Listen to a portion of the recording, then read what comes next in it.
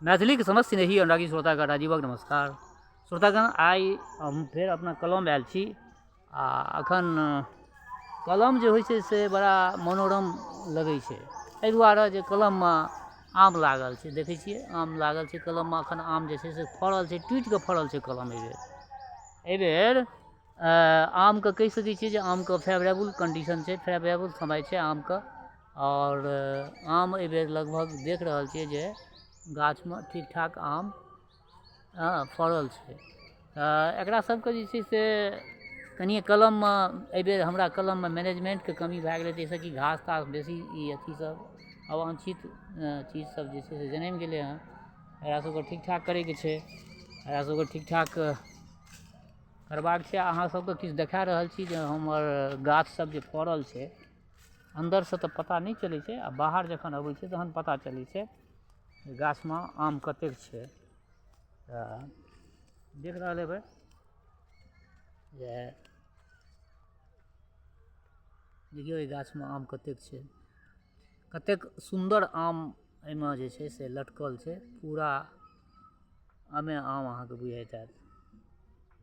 आरो देखा रहल छी, आरो गाछ सब देखा रहल छी जे आम कतेक फड़ल छै से देखियौ। श्रोतागण हम अपना सबके जे मिथिला छै, अपना सबके मिथिलाके स्वर्ग कहल गेल छै। एहि दुआरे कहल गेल छै स्वर्ग, आ हमसब स्वर्ग मानितो छियै। एहि दुआरे जे लगभग सब तरहके फसिल अपना मिथिलामे उपजैए, आ प्रायः एहन एहन फसिल अपना मिथिलामे उपजैए जे दोसर अन्य प्रान्तमे जे छै से ओ फसिल नहि उपजै छै।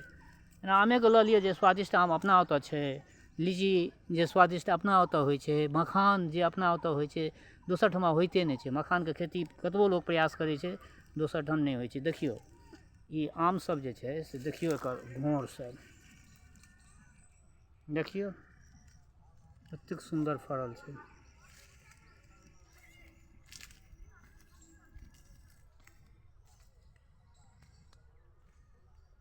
देखियौ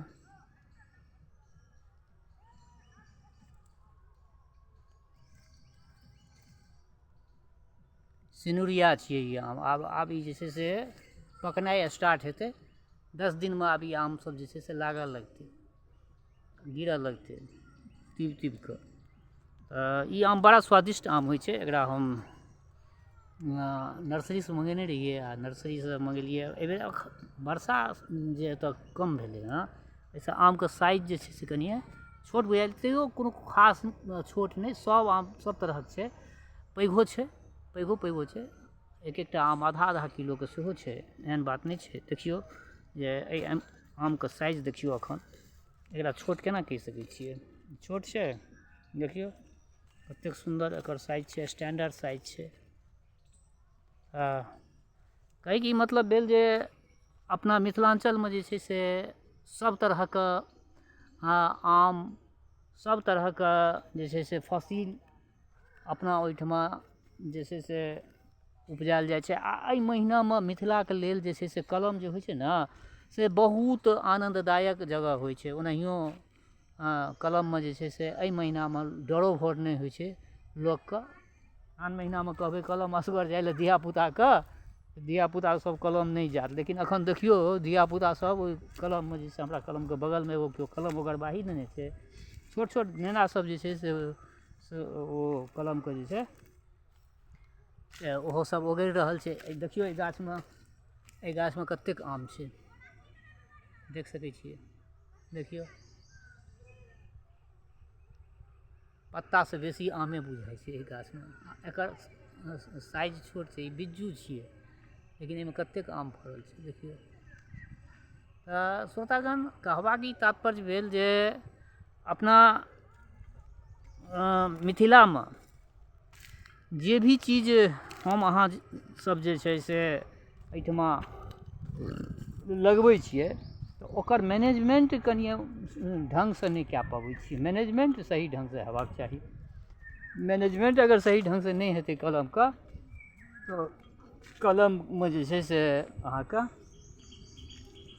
किछु ने किछु, जेना देखियौ ईसब कलममे जे छै से कतेक घास पात सब जनमि गेलै हँ। पूरा घासे घास छै जनमल। ई सब कटाई छटाई एकरा सबके प्रूनिंग सेहो हेबाक चाही, से सब नहि भेलै। परिणाम ई भेलै जे देखियौ ई गाछ सब जेना लगै छै जे बरगदक गाछ, पीपल बरगद जकाँ जे छै से ई गाछ सब नमरि कऽ भए गेलै हँ। देखियौ कतेक विशाल विशाल गाछ सब छै, सबटा विशाल गाछ सब जे छै से ई हँ कलमके जेना लगै छै कि जे पूरा ई विशाल गाछसँ एकदम बिल्कुल पूरा भरल छै। मतलब कहि सकै छियै एकरा जे एहिठमा आब जेना ई सब चीज जङ्गल झाड़ सब जे छै से साफ हेबाक चाही। हम अपना मझिला भायके कहलियै हँ जे ओम्हरसँ घुरिहन, ओ इसकुलमे ड्यूटी करैए, इसकुलमे ओ कहलियै जे ओकरा तू घुरिहन ओम्हरसँ तऽ मुसहरके 2-4 गो मुसहरके काल्हि खना कहिहेँ कलम आबि कऽ जे छै से एकरा सबके सफाइ सुथरा भेनाइ जरूरी छै। आ सफाइ सुथरा रहला, साफ सुथरा रहलासँ अहाँके कखनो कलम आबि कऽ जे छै से कलममे घुमि फिर सकै छी, वाक कए सकै छी। ई सब अपरिहार्य छै एतऽ। अपना ओहिठमा लोक बुझै छै कलमके जे आब देखियौ ई जड़िमे कतेक छै, ई बम्बइ गाछ छियै, ई बम्बइ गाछमे जड़िमे देखियौ कतेक एकरा जड़िमे जे छै से गन्दगी छै। एहि गन्दगीके कारण जे छै से ई गाछमे विकास नहि भए रहल छै। एकरा कनि कोड़बाक चाही जड़िके, एहिमे इरिगेशन हेबाक चाही, सिंचाइ हेबाक चाही, दवाइ देल जाइते, किछु नहि देल गेलै, किछु नहि काज कयल गेलै। एहिसँ जे छै से थोड़े ई गाछ सब जे छै से जे हेबाक चाही प्रॉपर, से प्रॉपर वेमे जे छै से जतेक फड़बाक चाही ततेक नहि फड़लै हँ। तहन तऽ एहिठमा लोक विडम्बना छै श्रोतागण, मिथिलामे कलमके जे छै से लोक बुझै छै कि जे 1 साल फड़ै छै 1 साल नहि फड़ै छै, आ भगवानेके कृपासँ फड़ै छै, एहन बात नहि छै। अपनो सबके सोचके कनि परिवर्तित करऽ पड़त। अपनो ओहिठाम जे छै से गाछ सब गाछ सब साल फड़तै, अगर जँ गाछके बढ़िआँसँ ढङ्गसँ ओकरा जड़िके जे छै से साफ रखियौ, एहिमे एकटा बोरिंग दियौ, बोरिंग दऽ दियौ, एकटा मीटर लगा दियौ, बिजलीके मीटर, आब तऽ बिजली सबठमा उपलब्ध छै। हम एही बेर प्रयास कए रहल छी जे एकटा पोल हम अपना ई कलममे दऽ कऽ एकटा मीटर लगा दै छियै, आ एकरा एहिमे कनि बढ़िआँसँ किछु आब नवका गाछ सब सेहो लगायल जेतै।